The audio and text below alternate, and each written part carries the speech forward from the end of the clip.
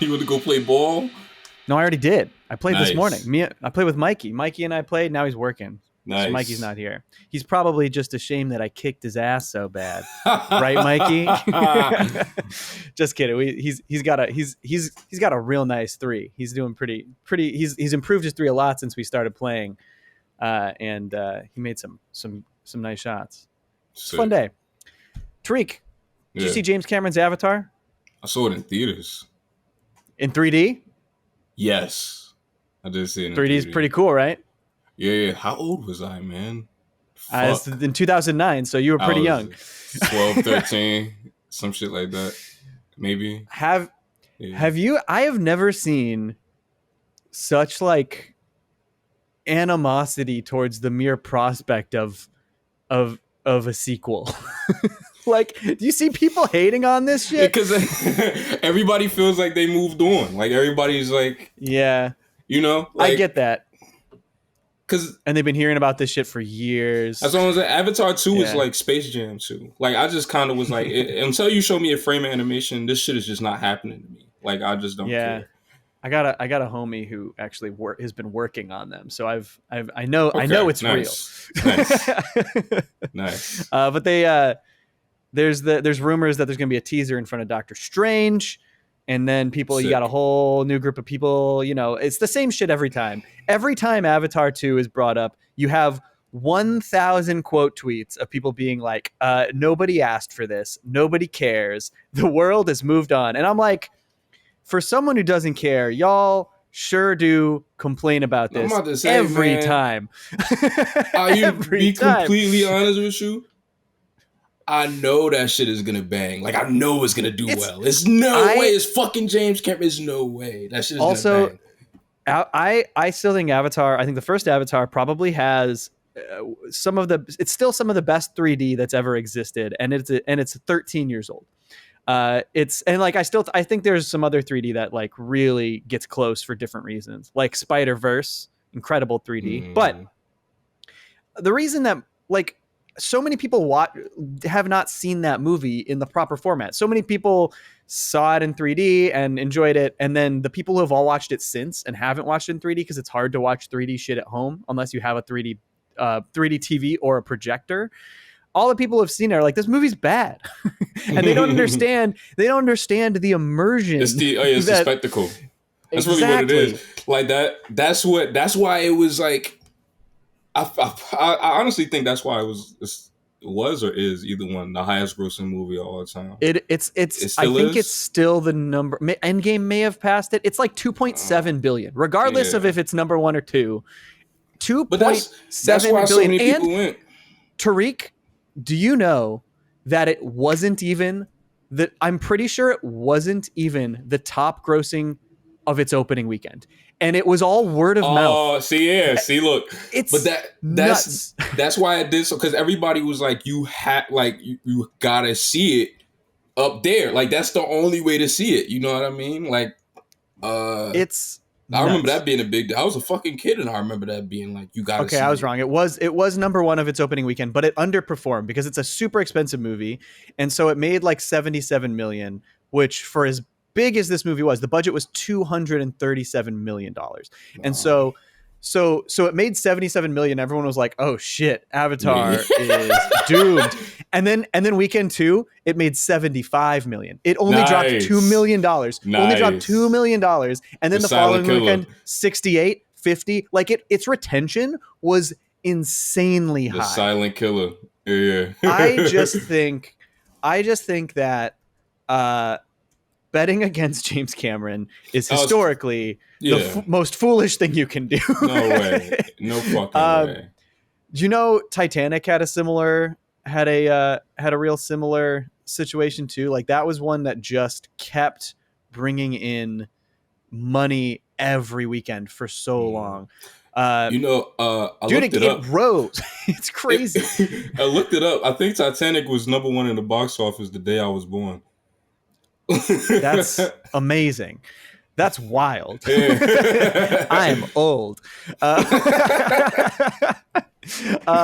It only made 28 million its opening weekend, and then the next weekend, it had a 23% increase. It made 35 million, and the following weekend it made 33 million. It was number one at the box office for 1, 2, 3, 4, 5, 6, 7, 8, 9, 10, 11, 12, 13, 14, 15, 16, 17 weeks straight.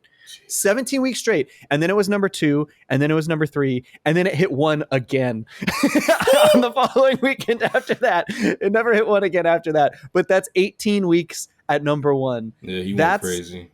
Bonkers. That's bonkers. Also, Titanic's a great movie. Really good movie. Oh, I fucking know, dude. That shit rocks, man. I don't there was like an era where everybody was like, "Oh, is that shit? Is it mid? Is it ass?" Like, shut the fuck up. Really no, good. It's a really fucking well made movie. It is really fucking good. I love Titanic. That shit is dope. Well, actually, I'm gonna be honest with you. I haven't seen or like really thought about Avatar since I saw it. I have no idea how I feel if I saw it now.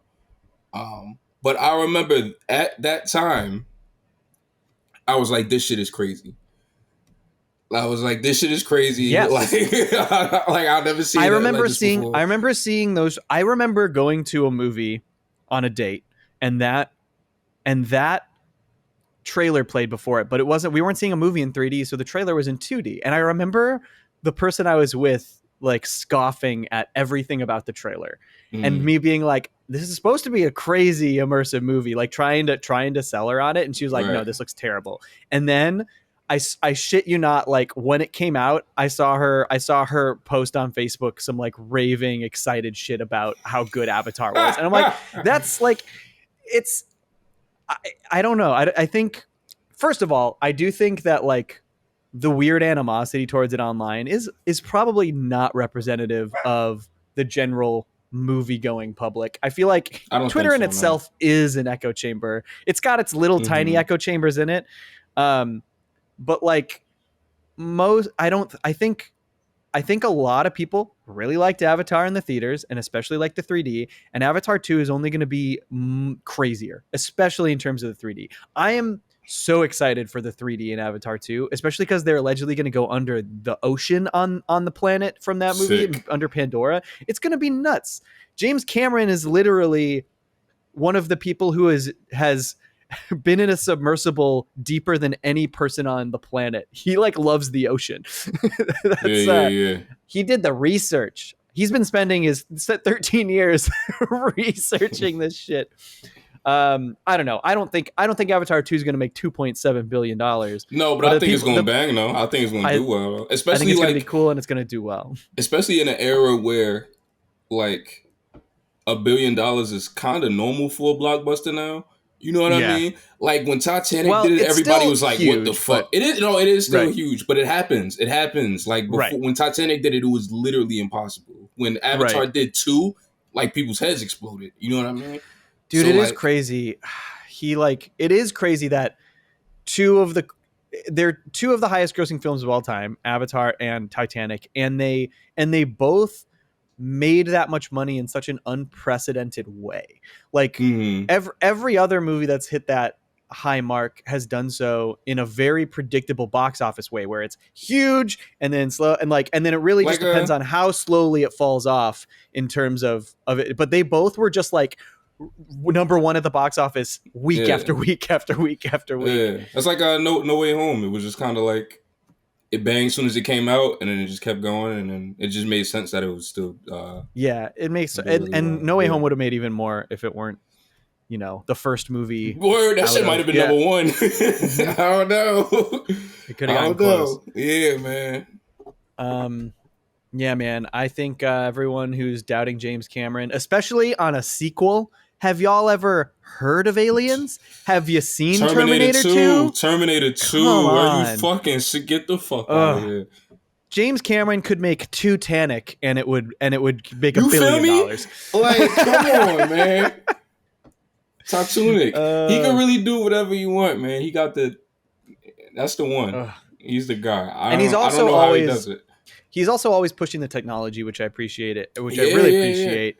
All three of the movies we just named, Terminator 2, all that that CG was crazy for back then. It's wild how good it still looks. Yeah, and Titanic's wow, how good Titanic still is ship. Titanic looks amazing. Yeah. The whole sinking sequence is insane. Mm-hmm. Man, I've been watching a lot of Star Wars related interviews and documentaries recently, and I always appreciated him, but gaining a whole new level of appreciation for the same reason for George Lucas is that even though people hate on the prequels, like they literally changed the industry.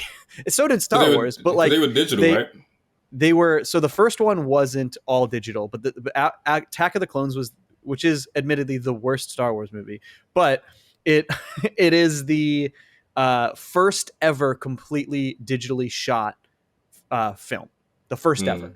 Um, and that was always his thing, even in the original trilogy, is he was not only trying to tell his stories, but he was trying to push the technology in new places and do things that couldn't be done before. Word. And like literally the stuff that he was pioneering, that at the time people were like, why are you doing it this way, George, are now completely standard. Like they're just like, he was doing it years before it was standard. He made it all happen. Also, he had like Industrial Light and Magic, his special effects company, has had a hand in everything you've seen between Star Wars till now. The reason Jurassic Park still looks so good, that was Industrial Light and Magic, man. Like that shit. That was George Lucas. Shit. Yeah, it's nuts. Did you see Billiam's video on Spy Kids?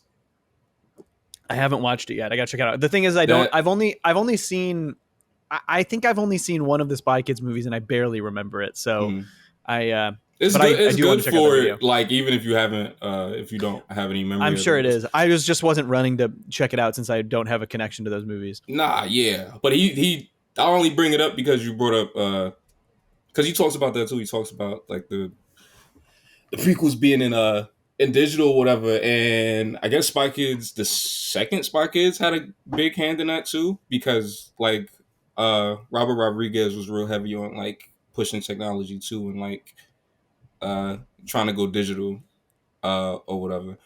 And I think that shit is interesting. The fact that like everybody, like a lot of, in the same way, I guess that like all the old head filmmakers kind of feel weird about superhero movies.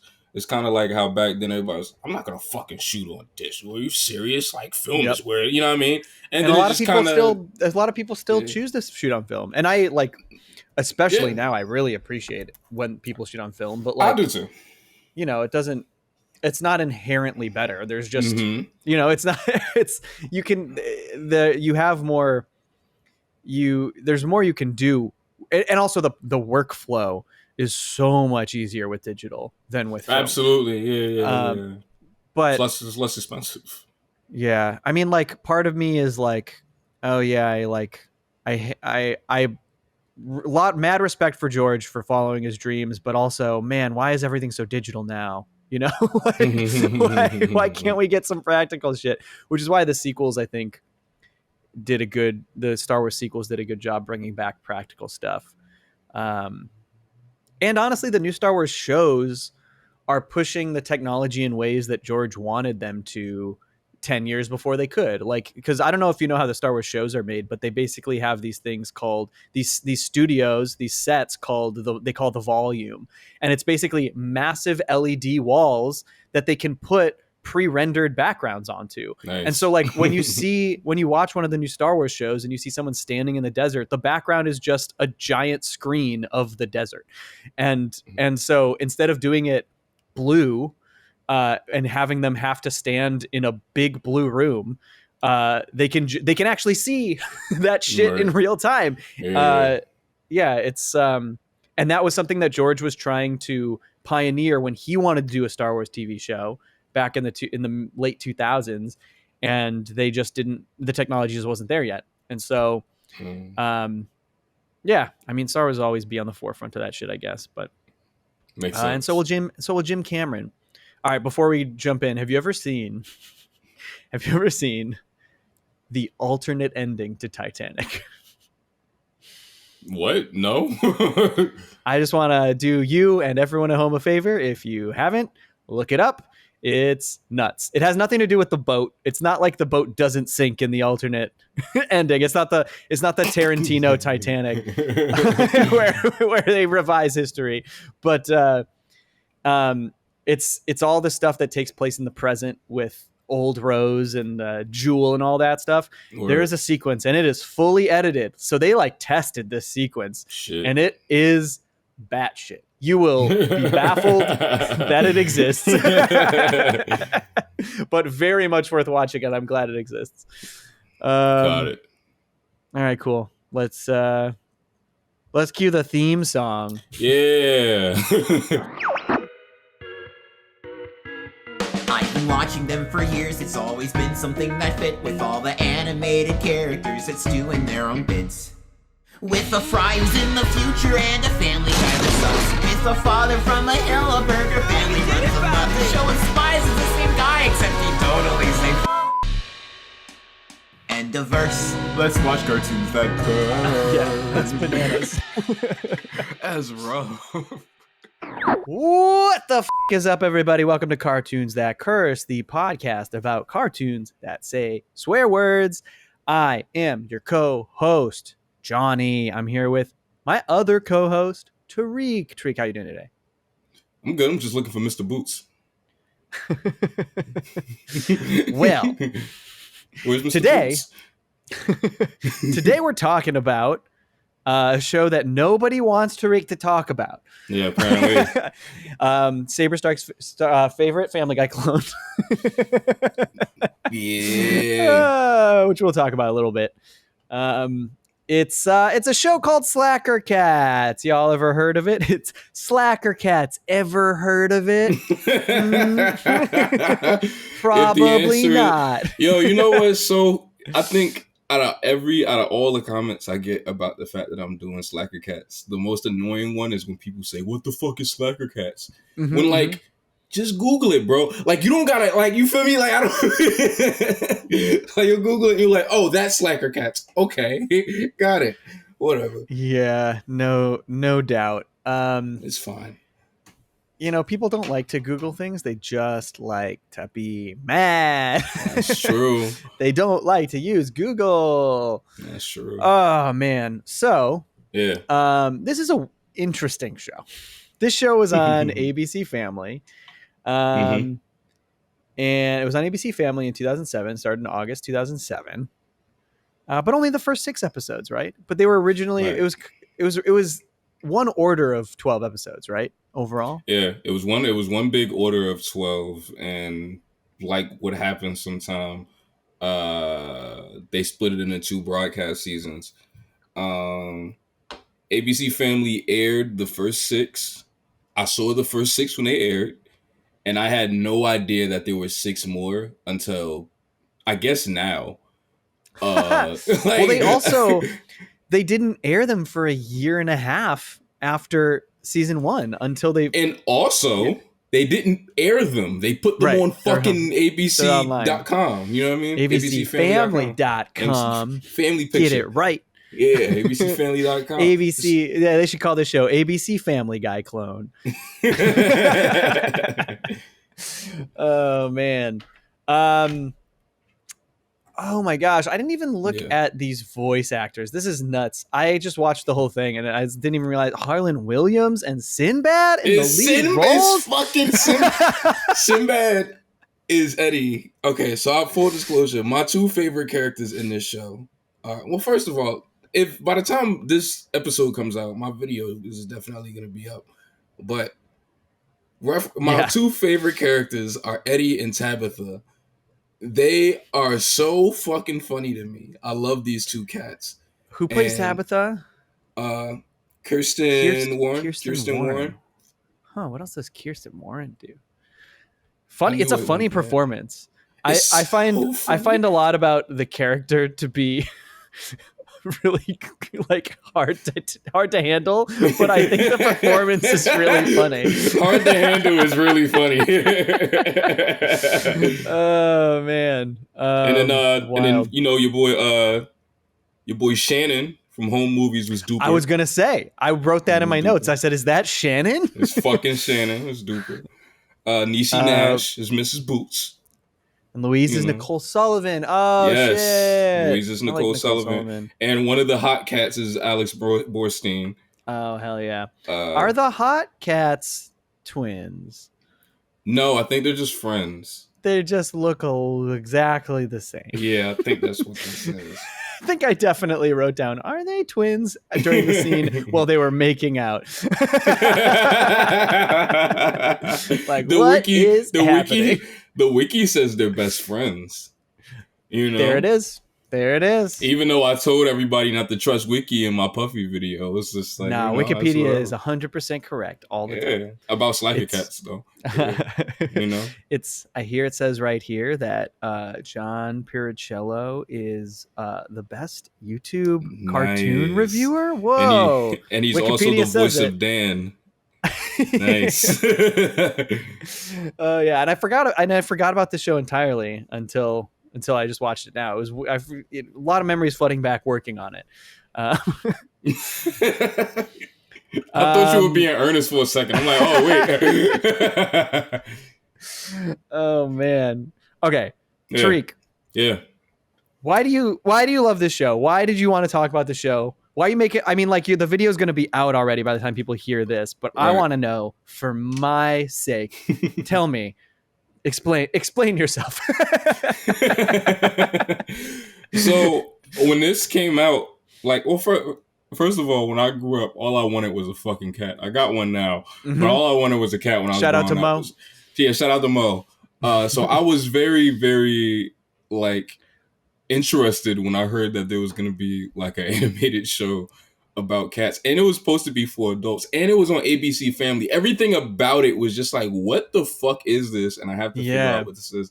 And when I was a kid, I just thought this shit was so funny, and I loved like the designs, and I loved all of the characters.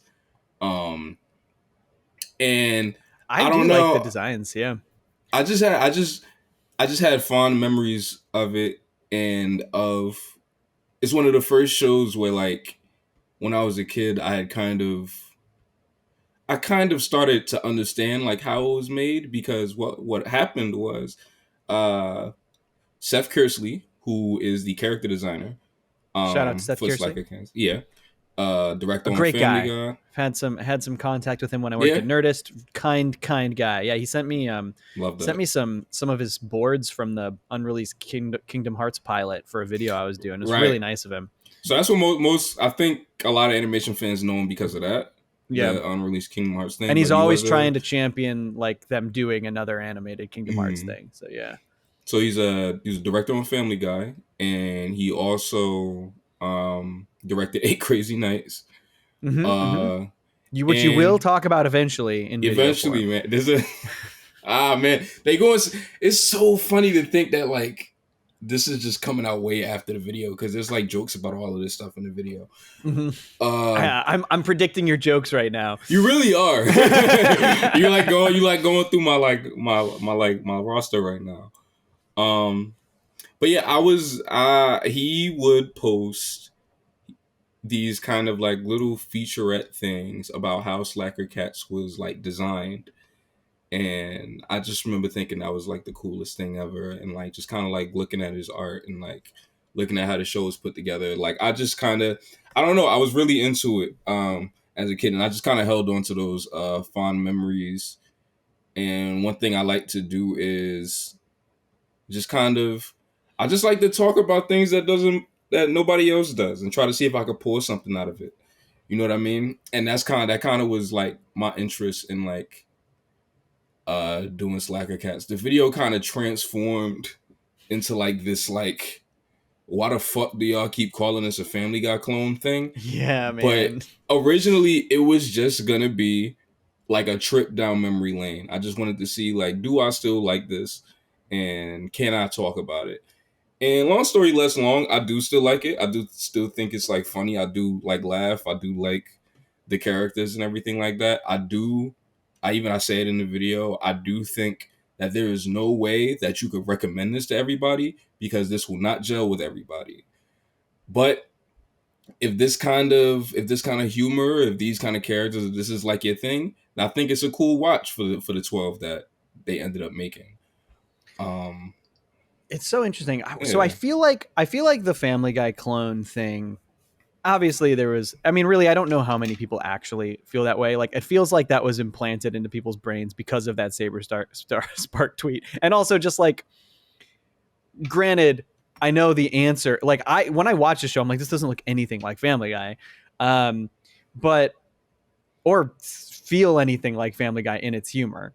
But I'd also feel like part of the reason you're like, you put up that poll that got so many people were like, yeah, it's just a Family Guy clone. I feel like even that could be attributed to like the poll putting that idea in someone's head. You know what I mean? But I think there's two things that I feel like make this, like, the two real things that maybe you could say, oh yeah, it's kind of like Family Guy. One is just the eyelids, the eyes and eyelids look like Family Guy eyes. That's and eyelids. literally very simple.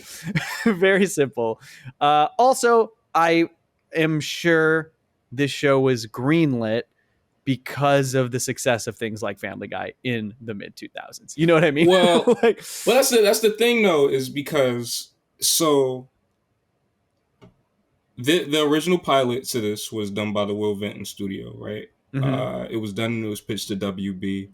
And they kind of passed on it, but it was done in stop motion. It kind of just looked like the PJs, low key.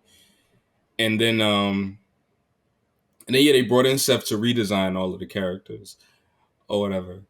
So like, I get one of my things about it was just that, like, yeah, so like this wasn't, because when I hear clone, right, I think of like, okay, we're gonna do this because we saw somebody else do it. Right. Or like we're just gonna do the same thing again. You think of like in the 70s, right? When Hanna-Barbera was like, oh fuck, the Scooby-Doo shit work. Let's just make a bunch of teenagers and some random thing and then just make mad shows. You know what I mean? Like, those are Scooby-Doo clones. Or you think of like a perfect example is today, right? Brickleberry, Paradise PD, to the point where there's a crossover. Like episode like 5 of Paradise PD is like a crossover where they put each of the characters together and it's 1-to-1. You know what I mean? Right. So that's what I think of when I think of clone. But what I see and it's here funny is people were saying that shit about American Dad when it first came out. You know, like, it's just American. An American Dad is in no way 1-to-1. Like, it's similar design philosophies, whatever. But Stan and Francine have a completely different relationship than Peter and Lois, and so the way Stan treats his kids is different. There's no cutaways in American Dad. That's a huge deal. That is a huge deal. That's a very big difference. You know what I mean? Granted, I haven't watched it, but I do understand why people, like, especially when the Cleveland show came out, why people are like, oh, they're clearing a Cleveland show into Family Guy because he moves towns, then all of a sudden, oh, there's a talking baby here too, and there's a talking bear next door. It's kind of like a talking dog. The Cleveland show is a little bit more 1-to-1, like it is. And sometimes it does kind of treat itself like Family Guy and Blackface or whatever. But it's at least a literal spinoff, so it's at least got an excuse. It is kind of fair that it's like if you call that new Patrick show a SpongeBob clone. It's like, nah, it's just SpongeBob. Right, it's a fucking spinoff. Yeah, it's just SpongeBob. That's a really good comparison. That's really funny. I don't know, like, so I don't know. I just think that the art design isn't like as close together as people think it is, mainly because the characters won't stop fucking moving in this. Like, it's like there's it doesn't look anything like Family Guy to me. Nothing. Nah, man. Like, other than those damn eyelids. It's just the eyelids. Really that's kind of just Eddie. Like, that's just kind of Eddie's thing. Like, sometimes he just kind of looks like a little shit and he just squints like this. Oh man. It's so interesting that was a debate and argument. And honestly, I'm gonna be completely transparent. When I said that I was gonna do this, right, I completely forgot about the Family Guy allegations. I want to make that very, very, very clear. I completely forgot about the Family Guy allegations. It wasn't until I announced it and everybody was like, what the fuck? This is like Family Guy. And I was like, what are y'all talking about? Like, what the fuck are y'all actually talking about? And then I remembered, I'm like, oh, didn't this happen like a little while ago? Like, you feel me? And I don't know. I thought about, I just kind of felt like the connotation of calling something a clone is like mad dismissive, and it like gets rid of all of the efforts that the people that put this together like trying to make something that stood out and trying to make something that was different in order to, and just for everybody to dismiss it and be like, oh, this just kind of looks like this other thing I know. Because nobody does that to Craig of the Creek. Nobody says Craig of the Creek is a Steven Universe clone because they share art design philosophy. Right. You know what I mean? Well, some people do. Oh, well, yeah. No rational Cal Art's ruining it. It's Cal Arts, man. Beanmouth. It's fucking Beanmouth. Same shit. It's all the same. Same shit, man. Yeah, well, rational people don't do that. You know what I mean? So fair. It is what it is. I don't know. Fair. But we had to talk about Slacker Cats. How do you feel about Slacker Cats, man? I've been kind of holding out on asking you. Granted, this is it was a weird weekend for me to watch this show for personal reasons. So I don't know if I gave it my best. Yeah, I feel this is kind of a fucked up show. I get you. But you know, I definitely don't really connect to it.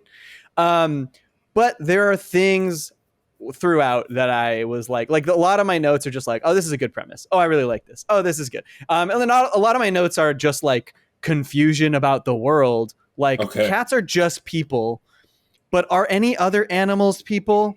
No, just cats. It's just cats.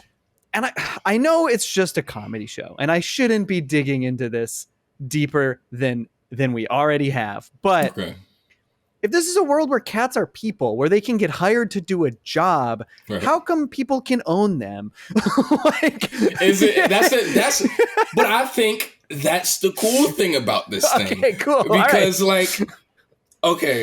so wow, I'm just going through everything I say in the video. So it's okay, this is gonna come out after the video. I know. So look, right? You know, like Housebroken.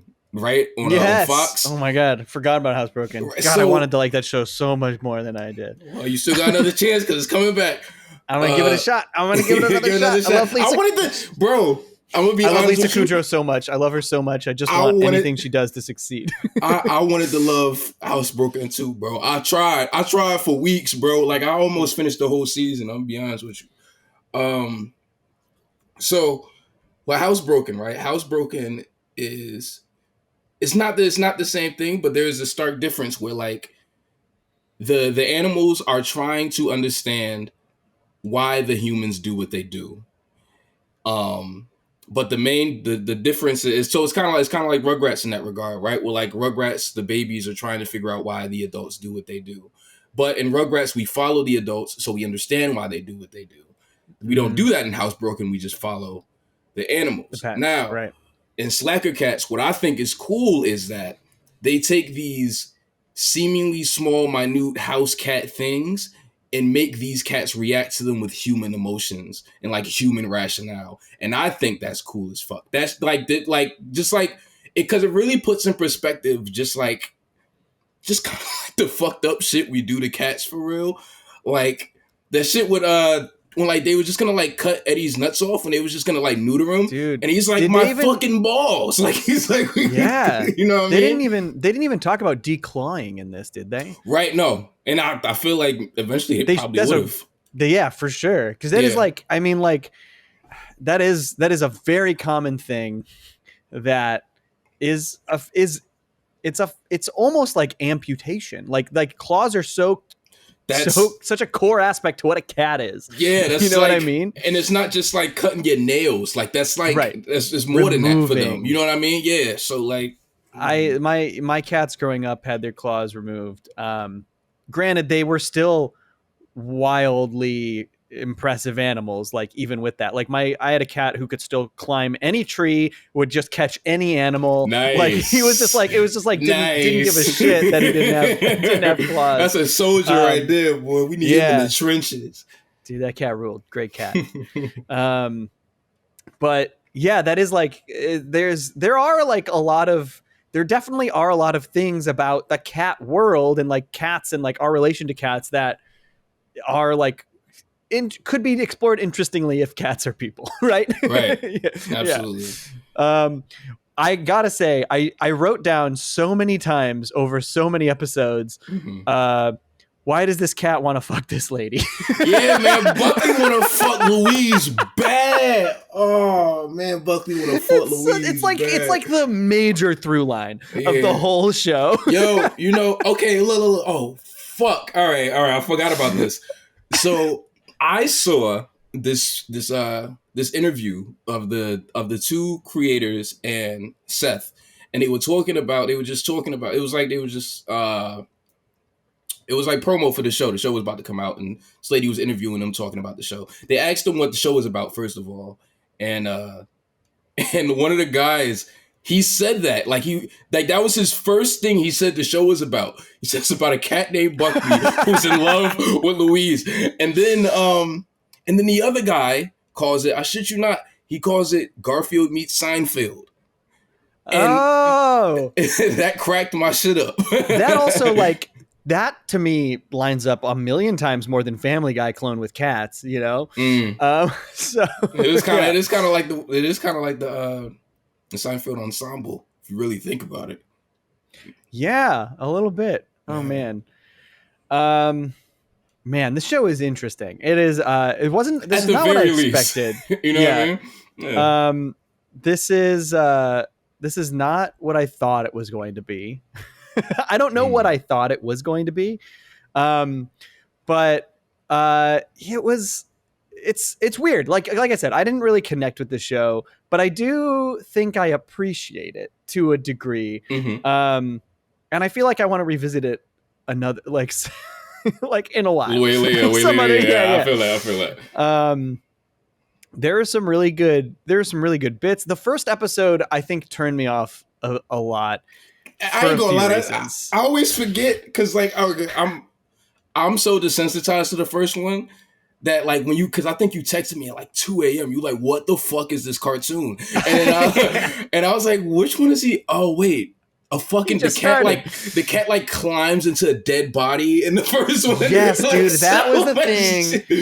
And the sound effects, the dead cat sound effects are so gross. They're so gross. It is pretty fucking gross. I also thought it was funny how the cold open jokes are farts. It's just immediately all right, farts, it's farts. I don't think, but you know what's so funny about that is that I don't think they fart for the rest of the cartoon. I don't think so either. I think it's only the beginning. But that first conversation they have is also the first conversation in the original pilot. Right, for sure. So I think, and the rest of the original pilot has nothing to do with what the actual first episode of this cartoon is. So I think they just kind of put that in there as kind of just like a don't forget where you came from thing, because it's kind of not indicative of what the rest of the show is like. But there were so I don't know if we should go first of all, if you haven't watched Slacker Cats and want to, I think really the only place you can stream it is Daily Motion. Right. So if you want to watch it, go for it. We're kind of talking about this under the presumption that y'all did not watch this. Right. So we might jump around more than usual than going episode to episode. Though there are a lot of different episodes I want to talk about. But one thing there's a couple things that I felt were pretty consistent over a handful of episodes that threw me off a bit. It's how in a lot of the episodes, every act feels like it has a completely different premise in a lot of the episodes, right? Like this first one, Mexico. The first premise is we're going to go to Mexico, and then they miss their plane. And then the second premise is we're going to do Mexico things. And then the third act is dead cat Weekend at Bernie's outfit or whatever. And so like they're so different. One of my notes is just this episode has like 3 premises. So that like not every episode. There are a lot of them they're more consistent through lines, but I did feel like the handful of episodes did feel like all right, first act is this thing, second act is very different, which admittedly like a first act into second act turn being drastically different is pretty common in adult animation. There's like that's like normal now. Especially like I feel like that kind of middle early era of Simpsons really I'm about to say, did that, like the Scully era. I'm about to say I think that's Scully for real. That. Yeah, I think that's Scully for real. Like that's the earliest instance I can remember any adult cartoon doing that, to be honest with you. Yes. And I remember even as a kid being like, it's so just how weird. Even as a kid, I was like, this is like this opening has nothing to do with whatever the turn is at the end of the first act. And you know, it's like I actually don't mind it in The Simpsons, especially because like I think it works for that show. But it was weird, this one, because I was like, okay, so there's the turn. Here's what this one is now. And then there was another turn. I was like, wait, dead cat suit? It is pretty. Dead cat suit? It keeps you on your toes. You know what I mean? Another thing I noticed in a handful of episodes, maybe a few of them, is like sometimes they just fucking end. Sometimes it feels like they just end right when I'm like, all right, where's the resolution? They're like, it's over. That did happen a couple of times to me too. Yeah. I think I wrote that. I think I wrote that for the 5th one, the casino one, when they get the gambling addiction, and he's just lost everything, and then it's over. Like, wait, that's the end. and then what was the other one? I don't know how. It's this in Sex and the Kitties. My last note is all caps. This show just ends. It just ended. And that was the one where. That was the like kitten one. That was the one where they're right when all the kittens were with Mrs. Boots. Yeah, and I was like, how's this gonna pay off? Over. I'm gonna be honest with you, bro. By that point in the show, I had just kind of knew not to expect like that to go. Like I just was like, sure, this is just the last gag. Like I just knew that was gonna be the last gag. You knew better than I did. Oh man. One of my notes in 102 is shit should have been called Bachelor Cats. I don't know why I wrote that, but I stand by it. I feel that. They're just kind of Bachelor Cats. Loved what's the guy's name? Emo Phillips does Shannon. Also, right. What is that cat's name? What's Duper. The cat's name? Duper. Great performance. He always gives good performances. Always a big fan of his performances. And he's pretty good. There's some fun characters overall. Like that's my thing. I just like everybody. Like, you know, that's just kind of my thing. I do. Right. I do feel like I maybe was like maybe a little like okay, so Buckley is just he's just so horny for Louise. He's so horny for Louise the whole time.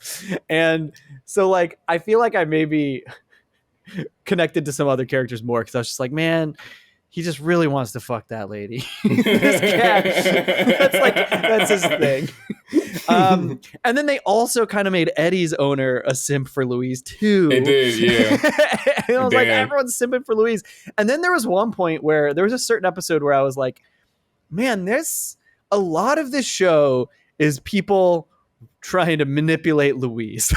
into going out with them and to do, you know, like even just what's the fucking guy's name? Trevor, the shitty boyfriend that she sees a few times. Yeah. And like a lot of his shit is just trying to, because obviously he's got the rivalry with Buckley or whatever, and that's like the main thing. But even though he's like manipulating reality in order to like get his way with Louise, you know, you know, and then even like fucking Dan having Eddie put subliminal messages in her favorite movies. That nigga was wild. I was like, yo, what the fuck? But, you know, the thing I like about, at least the thing I like about how they wrote Louise is that, like, she's not gullible. Every time it's just like, what the fuck are y'all doing? Like, you know what I mean? Like, it's always like that which I do appreciate. But I do think you're right. A lot of the show is because there's 3 characters that are Louise focused, and Louise isn't even like, well, I mean, they're not Louise focused, but they do have like a fixation on her, I guess. Right. And Louise isn't even the main character. The main character is supposed to be Buckley. Right. And like they don't really go. They didn't. You know, one place that I thought they were gonna go that they didn't go is that like Dan, like you said, Dan obviously like wants to duff Louise. So I just thought that they would have like Buckley like literally hate Dan, but that doesn't happen. I feel like it's because he doesn't feel threatened by him. I think so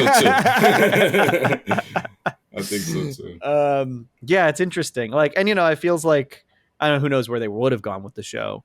But I feel like I get tired. I grow tired of the like lovable loser wins over the woman who's too good for him, and as a common thing, granted, I can't really talk shit because like Futurama is my favorite, I'm like, that's what they do in that one also. But yeah, I like Louise, and I do think she has some good stuff over the course of the show. I did feel like maybe, granted, there's only 12 episodes, so, there's, who knows how the show would have evolved, but I was like, oh, there's a few too many episodes where they're like really trying to manipulate Louise here. I get you. But yeah, they were really banking on that whole like Buckley wants to fuck Louise thing. That's, that's a whole really thing. Were. What's your favorite episode? What's my favorite episode? So I think it actually might be the kittens one. I think it's Sex and the Kitties. I think it's that one. Okay. I think it might be that one. I just, again, like I was just kind of like, I was really interested in that premise, and in fact, and they kind of do a lot with it, because they like at first Dan's like, I'm not gonna neuter you, Eddie, like you my man, like I'm not gonna do that. And then like the state is like, no, you gotta neuter this cat because he's fucking everything. And then and then Dan's like, well, I gotta do it. It's only they charge me $15. Like that's $15. I just gotta do it. And so they do all of that with Eddie, and with Buckley, which is, first of all, the way the episode ends is so fucking sick, because you like the kids come out, because Buckley has to fuck this cat, which is also interesting, right? Where it's like you're pretty much just like making this cognizant cat have sex with like someone else that he doesn't even know, and like you're just making him do that, which is again something that people just do to cats. But it's like, it's cool to like hear a cat be like, no, this is crazy. Like, what are you actually making me do? And the cat looks exactly like Buckley. And then when the babies come out, the babies look like Eddie, which means that Eddie fucked the cat that looks like Buckley. Yep. It's so sick. Dude, you know what the craziest moment in this episode was for me? The moment that I was just like, that's crazy, is when the girl cat comes out, who's like, these are your kittens, and he's like, I don't remember you, and then she shows him her ass, and he's like, oh, I remember you. That was nuts. Oh my god. The kittens were very cute. I'm pro kittens. I also like very much was like, I knew it was coming, but loved how Louise comes home and the fucking kittens have destroyed their house, and I was like, oh, she's gonna love these kittens. And I was so happy that she did. Yeah. I do love that she loved the kittens. That is a fun episode. That's probably up there for me too. It's pretty fun. I like that one and the fourth one. The fourth one. That's that's the one with the This is what one of my notes is, man. I barely retained any of this one. That's not the show's fault. Yeah. It's mostly mine. I get you. but tell me, talk to me about Ozymandias. What do you like that one for? That is the one where like Buckley and what's Trevor? Buckley and Trevor like are going like at it, and then like Louise is like, Buckley, relax, like it's always gonna be you. You're like my cat, of course, like, you know what I mean? And then like he comes home with a rabbit, and then then she calls the rabbit. Wait. Isn't that this one? No. That's 109. Right? Buckley on the Run? I think that's 109. Buckley on the Run. Oh, that is the rabbit. I do remember that one. I remember the rabbit one. Okay, so Ozzy, all I know is Ozzy results in Buckley leaving the house, and then Eddie becomes a pimp, and Buckley this is wild because I know nobody's seen this cartoon. Buckley I just thought this shit was so funny. Oh yeah, one of my notes in Ozymandias is cat hookers. What the fuck? It's so funny. It's just It's just you just pay to pet the cat, and then like this guy comes over and he's like, my cat just doesn't let me touch her. I just kind of. You want to know what my note is after that? Is this is what cat cafes are? It's exactly what cat cafes are, man. I just think the concept of cat hook, and it's not like they're fucking the cat. You're just petting the cat, but it's like taking so seriously. We know you don't want the responsibility of having a cat, but do you want to pet one? Yeah, you want to pet one? Yeah, pull up. That's exactly what a cat cafe is. It's just mad cats for the shoes, and it's a pet. It is. It's exactly what it is. That's so funny. So yeah, okay. Well, that isn't the rabbit one. I do like the rabbit one too, but the rabbit one's good. Yeah, I like that one too. I like that one just because of that. The bunny one also has the like catnip sequence where Buckley is like tripping balls for a second, which is pretty funny. I just think, man. Also, I want to tell you my first note for that episode. My first note is Trevor's really got beef with a cat. Man. This man is obsessed with beefing with this cat. It's a cat, dude. Oh, man. He's like, and he's like getting in his face and shit. And he's like, it's like a dick measuring contest with a cat. It's like, what are you doing? Yeah. Like, what do you actually, he's Trevor's the fucking worst. I just want to say, that Sinbad is so fucking funny as Eddie. He is a great voice actor. I love his voice coming out of that cat. It is so funny to me. He fucking steals it for me. He's really good. He was probably my favorite performance in the show. I also like Harland Williams. I didn't realize it was him watching the show, but that guy is in a lot of. He's been in a lot of weird stuff. Let me look at his. All right. I'm trying to remember what it is like I most remember him from. It's like old 90s and 2000s comedies mostly. He also has, I do know he has a really weird stand-up special where he records the whole thing like out in the desert, so there's no audience, and it is weird. So he's in Dumb and Dumber. That's probably one of the things I remember him. He's like the state trooper who pulls them over and drinks his pee. He accidentally drinks his pee. I remember that. Nice. What else do I see him? Oh, he's in Half Baked. He's a main character in Half Baked. That's for sure what I've seen him in like, that's what I like really remember him in. He's in Superstar. Yeah, like he was really like the 90s, early 2000s comedy guy. It's like, if you need a guy in your, is he in Sausage Party? Yeah, it says he's the ketchup bottle and the drug dealer. Sounds right. God, I haven't seen that since the theaters. Me neither, dude. That would be a good one for us to talk about on the pod. I know Mikey really likes it. I didn't love it. I might say it might be a little difficult just because of how I don't know. It's one of those movies where it's like, nah, man, there's no way this shit is racist because we talking about everybody. You know what I mean? That's what Sausage Party is. These are items of food. How can it be racist? It's impossible.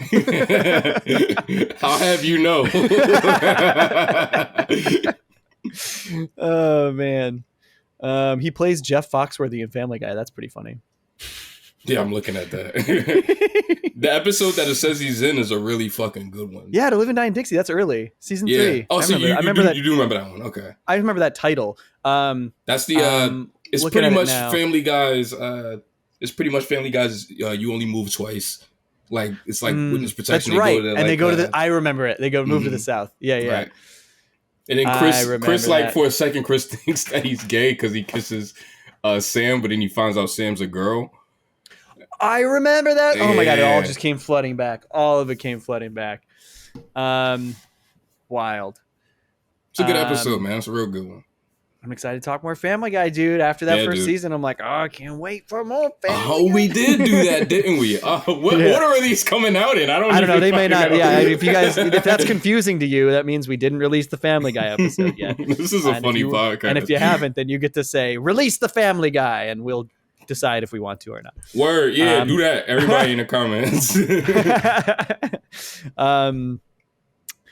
All right, so let me see. Let me go through my notes and like find. Let's see some. Okay, there's some. There's a reference in. Okay, so 107. The opening has the joke about Louise buys the juicer. It's like it can turn all your favorite foods into liquid that you can drink, and then Eddie says, "My ass can already do that." Yeah, my ass already does that. That joke is nuts. That's so gross. Oh my god. I also just laughed because there's an Ugly Betty reference, which is such a dated reference. Yeah, and he's like I gotta be home. I gotta see gotta Ugly be home Betty. for Ugly Betty. Which it is like fitting though, because at the time when they were writing this for the first season, Ugly Betty was like a fucking phenomenon. People were obsessed with Ugly Betty when it came out. ABC show. Yeah, there That's it is. That synergy, you know what I mean? That went on for 4 years. Yeah, dude, shit. I remember watching, I think, the pilot, and I don't think I watched it. Me too. But I saw it. I remember, I was a kid when that shit came out. I remember seeing the pilot, and I remember... Yeah, I was a teenager. The only thing I remember thinking was, how the fuck is this girl ugly? Like, I don't understand what the Hollywood, punish. fucking Hollywood. Yeah. Just give her glasses and braces, and that's ugly. that's Hollywood ugly.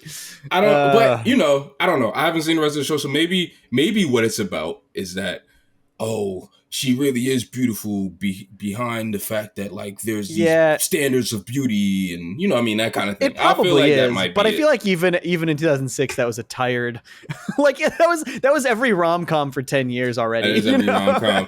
The guy with the nice build and the cut shirt or whatever. He always and goes the girl who hangs in the library and her hair is in a ponytail and she has glasses. She lets down the ponytail. Yeah, when she lets down the ponytail and they're like, whoa. She's beautiful. She walks down the stairs and wow. They even fucking do that shit in Harry Potter, dude. Like it's more blatant in the books, but like there's the scene in the 4th Harry Potter movie where Hermione walks down the stairs and it's like clearly Ron and Harry being like, oh shit, Hermione's hot. It's like, whoa.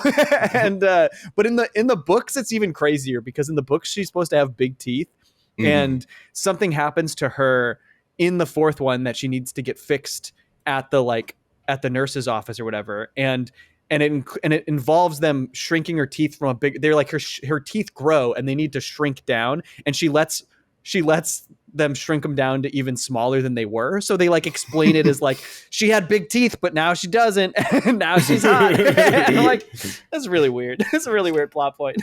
No. Oh man. Okay, let me look through some of these notes here. So, the design for Dolan's was pretty nuts. What kind of cat was that? Oh, dude, there's a joke. There's like a full stint in the video where I'm like, "Where's this cat's dick? Draw the dick!" Like you're like, because it's hairless. So I was like, "What are they doing?" This is the one when Eddie fakes his own death. No, he doesn't fake his own death. He doesn't mean to fake his death, but he does. But he doubles down. There's just like he does. He doubles down. There's just like a full cemetery for pets with like mausoleums in it, or is it for cats? Is it only cats? It's probably I was really caught up on this world. I was like, what is this? Honestly, you want me to keep it about? I think this is my fucking slacker cats like crack theory. I think that everybody's a fucking cat because nobody has a normal human nose. Those are cat noses. Those are fucking cat noses. Everyone's a cat. Fucking cat noses. Man, everybody's a pussy. This is a world where the common ancestor for humanity in evolution is not apes, it's cats. Exactly. That's what it is. That is what this shit is about. We won. We figured it out. We finally figured out Slacker Cats. I gotta watch this whole show again. It took us long enough. Like fuck. That's also the episode where Louise just like keeps going on the pity dates with Dan, and I'm just like, enough's enough, Louise. Because you gotta stop. Yo, he thought that her cat killed his cat. Like, you feel like that is pretty fucking nuts. That is pretty nuts. I laughed pretty hard when Eddie came back and he'd gone to see Saving Private Ryan on ice. I think that's pretty funny. Pretty funny concept. I like that. I like that when he's walking down the street, he has all that fucking memorabilia, and then Tabitha's walking out the cemetery and she sees him and she just screams and he's like, "Fuck it," and he starts screaming back. There were some episode plots, like the first Trevor one is like the over the hedge thing, you know. It's like you're cutting down the woods that I like to go in, you know. Right. Which is interesting. Man, Trevor, what a fucking weird character, Trevor. So he's a real estate guy? Is that his thing? And he's cutting down I think that's down trees to build new. Okay. So I think one of my favorites was second to last one. Work. Why did I know you were about to say that? I knew you were about to say that. Even though it just further confused me in terms of how this world works. Mm-hmm. Like, why can this cat can get hired at a job? I think that's funny too, though. Like, I do too. But I do too. But I'm also like, why don't other cats have jobs? Like, I'm just like, if it's so possible. Yeah. If it's so fucking possible, right? The shit that kills me about it is that, like, when they walk into the job, and like Eddie's with him, and Eddie says like, "Oh, I'm his pet cat," and then like Eddie and Eddie and the fucking the lady at the desk just go back and forth for like 45 seconds. Right. And like he's like, so I could bring my pet cat, and then my pet cat can bring that pet cat, and then I'll be the pet cat. Like, it was just so much shit. And then she repeats it back to him, and it's so fucking nuts. Dude, this whole episode made me laugh a lot. And also, one of my notes is literally what I just said. It says, I like the Buckley takes Louise job premise, but I have so many questions about this world. I also just like the opening. I think like the idea of them being like, let's see if we can get Louise drunk for breakfast is really funny. It's so funny.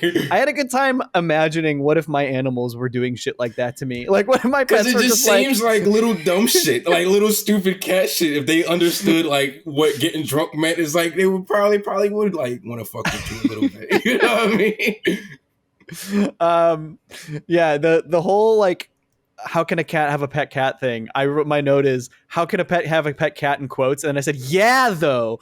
Like, how? How does this world work?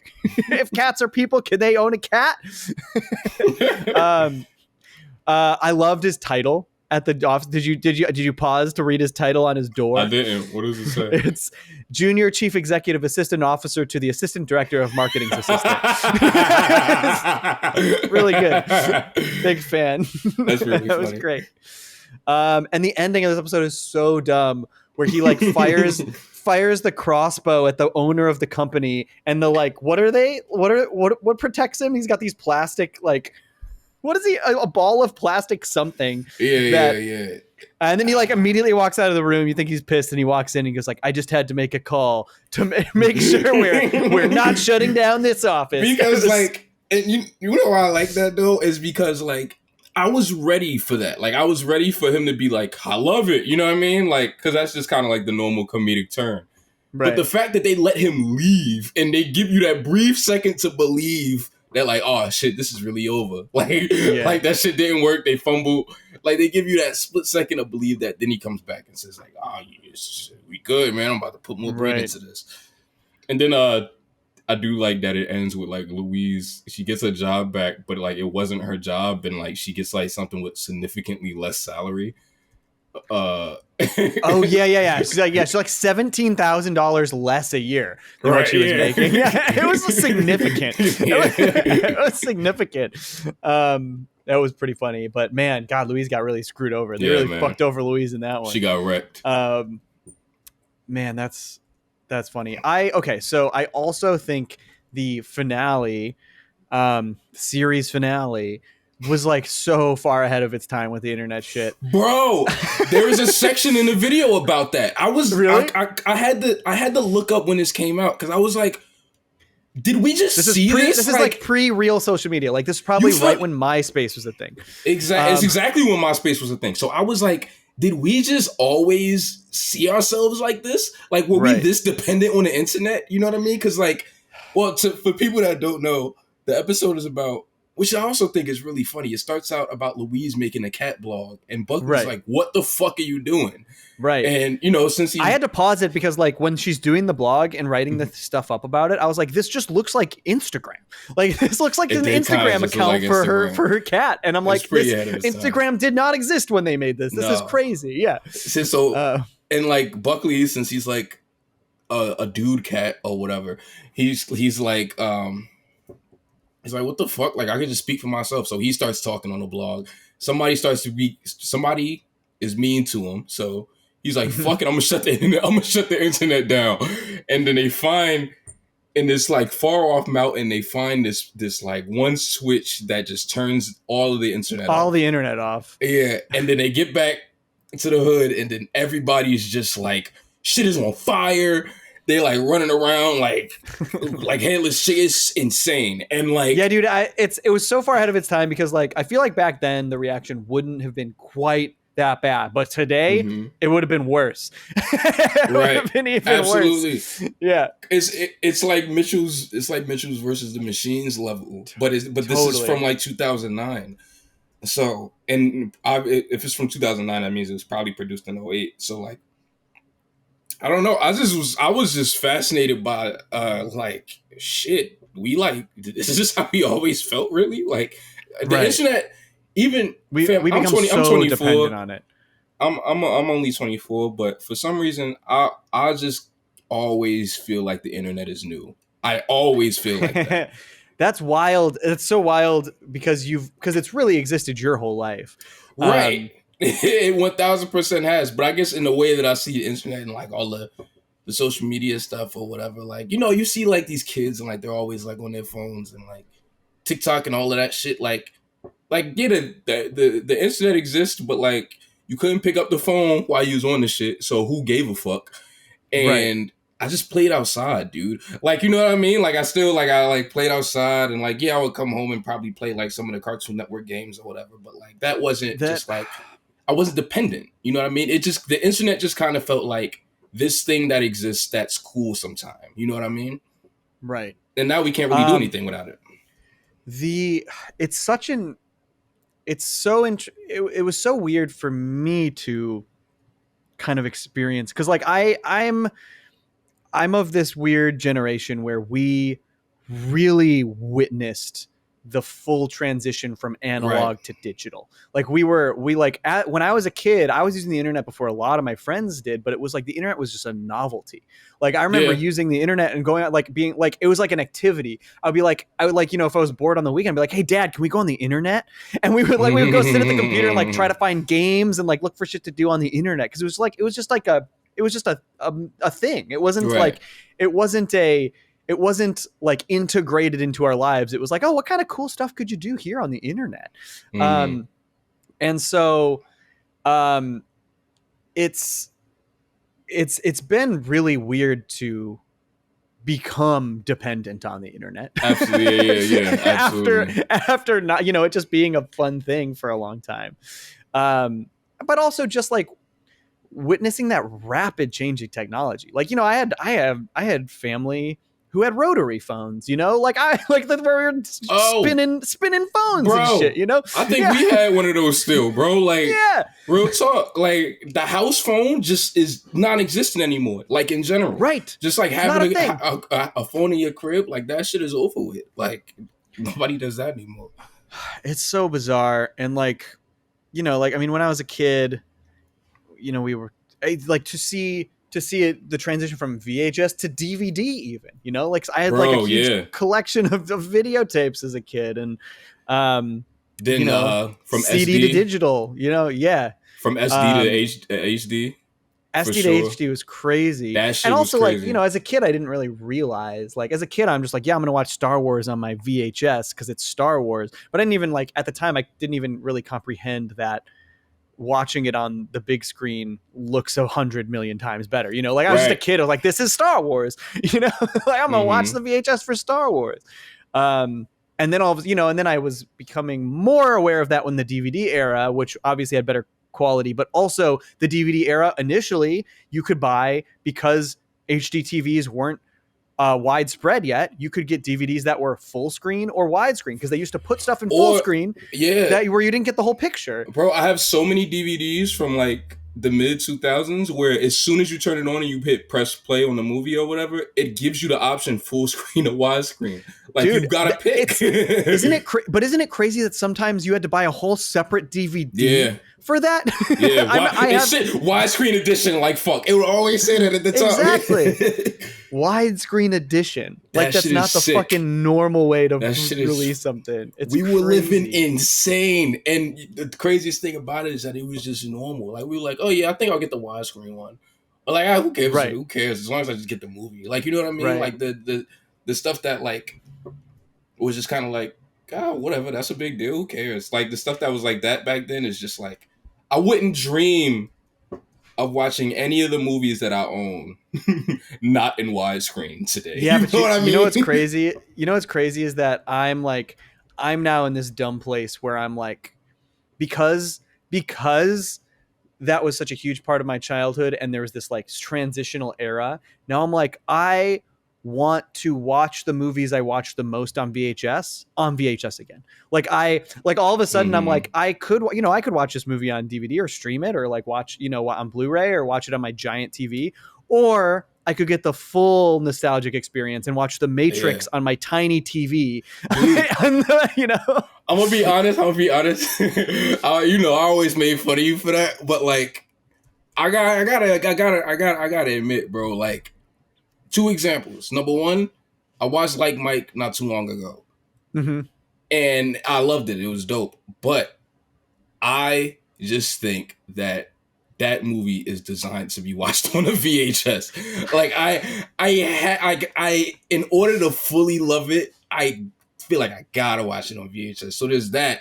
And Heathcliff, Heathcliff with the little orange cat. Yeah. I know Heathcliff. Yeah. I'm a big fan of the Garbage Ape. You are. That's right. You are. So last night, for whatever reason, I don't know, I just went, I want to watch Heathcliff, and Heathcliff is on Paramount Plus, and I put it on. And I was just staring at it on my HD ass TV, 4K ass TV. Wrong. This is wrong. I was like, I am doing this wrong. I turned it off. I couldn't watch it. I was like, I gotta turn this shit off. You know what was wild was this was such a dumb thing that I did, but like, so I have an iPad, like a 13-inch iPad Pro. I love it. It's the biggest iPad you can get. It's also the size of the smallest TV I have, the tiny CRTV, which is so funny to me that the biggest iPad is the size of the smallest TV. But I've been watching a lot. I watch a lot of Simpsons on there, and it's perfect because it's literally a 4:3 screen. Like, the iPad Pro is a 4:3 screen. Oh, nice. So like the old Simpsons perfectly fill the screen, other than the rounded corners. The rounded corners get cut off a little bit. And then I also was watching Futurama that way. Nice. And then I got into the HD era of Futurama, and I was watching through it again for some recent videos, kind of recent. And I was like, I accidentally, because on Hulu, you can actually spread it out so that the top and bottom meet the top and bottom of the iPad, even though it will cut off the sides. Ew. And I fucking accidentally did it. And all of a sudden, I was like, this. It was like something changed in my brain where I was like, it's like old Futurama. and I shit you not, I watched for the first time I watched most of the HD era, like in 4:3, and there were only a few things that got cut off that like didn't work. Okay, so that was gonna be my question. My question was gonna be, so was it cut off or did they stretch? No, they didn't stretch. Okay. If they stretched, there's no fucking way I would have been able to. Okay, that's why I said ew. It literally like, see my screen, it like cuts off the corners. It just zooms in enough so that this is the screen, and most of the framing most of the framing worked. There was some framing where they were like wide, like character groups where it was a little wider, and things got cut off. And some things that if I were to like, I even got the idea. I was like what if I could transfer this onto a VHS? What if I could watch my favorite new episodes on VHS? But I was like, I would have to reframe some shots if I did that. Right. But I think yeah, it was funny. Which is, I guess, is fitting to talk about both of these, both Slacker Cats and Futurama. When Futurama came back, which was around the same time that these episodes were airing. This was when HD wasn't the standard yet, but they were definitely about to usher it in. So they just started producing things in widescreen. This is in widescreen, right? This is in widescreen. However, it staged like best example is like some of those Nickelodeon sitcoms that were also filmed in widescreen. They staged them for 4:3. So that nothing important is cut off. If you're watching it on an SD TV, it just feels normal. Right. So that's how Slacker Cats is put together, and that's how like I feel like some of those Futuramas might be too. Just because I feel like that's just what a lot of people were doing back then. A common thing with cartoons too is that like since again a lot of people didn't have HD TVs. Because I review a lot of cartoons. Frame things for standard def. They would frame things for standard, but they would also at a certain point, if like a character was walking off screen, if they were out of the 4:3, they would stop animating him. He would just disappear. You feel me? Like that happened. That just happened so many times in like a lot of cartoons that I've had to review over the past few years. Funny. Where like they just didn't color the rest because like. He's not on the SD screen anymore, and that's what most people are gonna watch this. Right. That's so fucking funny. Because and then I also think that like, I think I remember when we made the universal switch where it was like you have to have HD now. Right. there was like an event, but that was not true for everywhere in the world that the shows were going to be shown. Like it wasn't like the world changed to HD at once. So a lot of shows were still producing things with 4:3 in mind for other countries too. Like there's like a lot of reasons they were doing that shit. Man, that's wild. I like watching shit on VHS. My Simpsons collection, I'm obsessed with my Simpsons VHS collection. Also, it's like they're all really good episodes. They did a really good job.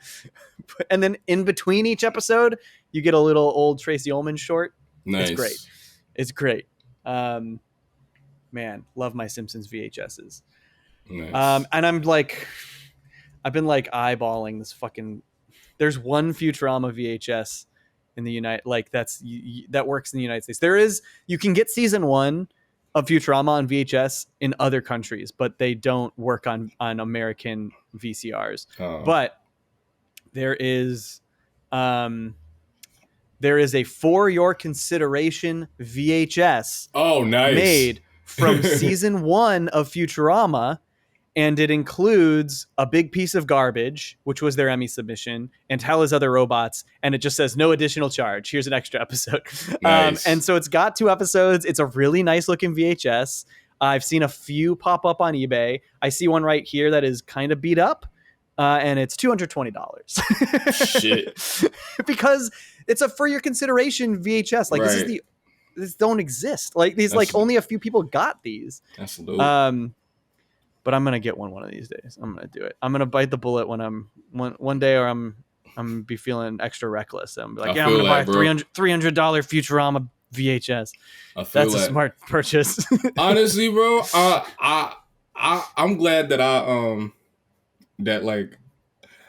ran out of bread at the point that I did, because I was about to get stupid, man. I saw this fucking Alvin and the Chipmunk sale on eBay. It was $200. I was about to go crazy. Like, I was like, I'm getting this right now.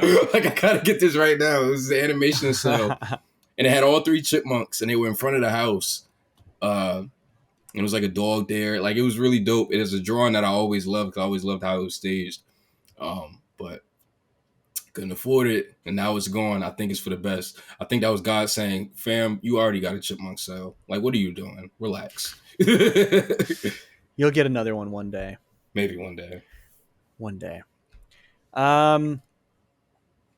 This is a good episode. I was a little worried that since I wasn't connecting with the show that much, but this is a good episode. I had a lot of fun. Also, I liked for the first time jumping around. I think it worked pretty well. I do too. It made things flow pretty well. Mm-hmm. It was good. Maybe we'll experiment more with that as we go on. Yeah. You got anything else about Slacker Cats? Anything else you want to you want to put it all out there? Put it all out there. Come on. People will have already seen your video about it, so. Yeah, I don't know, man. I just like all of these characters, and I think that is fun. Fuck, I never did a ranking. I didn't either. I didn't write a ranking. Okay. I don't think I can rank. I'm gonna say my favorite is work. Mm-hmm. And what's that? You got a least favorite? It might be the first one. That might be a least favorite. Yeah, I think the first is my least favorite. I think the first one. That dead cat sound effects, man. I just couldn't deal. I couldn't deal with them wearing the dead cat as a suit. Honestly, the first one might be my least favorite too. But my favorite is Sex and the Kittens. I also love Buckley on the Run. I love Work. I like the woman that's trapped in the garage. Oh yeah, I like that one too. That one's pretty good. I laughed pretty hard. I like that they did hockey. Hockey is such an unusual thing for any show to focus on. Right. The mascot stuff. The mascot stuff. I just liked that they were the Redwoods. I feel like that whole joke stemmed from someone saying the name of the hockey team, the Red Wings, and then someone in the writer's room was like, the Redwoods? And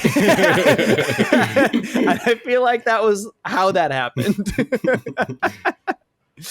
Oh, man. Yeah, this show is interesting. Not my favorite, but I'm glad I watched it, and I'm glad we talked about it. And I think I will revisit it one day. Yeah, I just think, again, like I said in the start, like, there's no way I will recommend this to everybody. You know what I mean? Like, there's no way. There's people that I know that would like not like this, and that's cool. But if you heard us and this the kind of stuff that we're saying, if this just kind of sounds like your sense of humor or whatever, like you feel like this will make you laugh, or just feel like it'll just be like a little quick thing to throw on, I don't see why not. You know what I mean? Like, it's harmless. That's my thing about it, is just that it's super harmless. And it's just really dumb and it's nuts. But if you really like cats, you'll have a bunch of moments where you're just like, oh, yeah, my cat be doing that shit too. Like, I bet my cat will probably do that.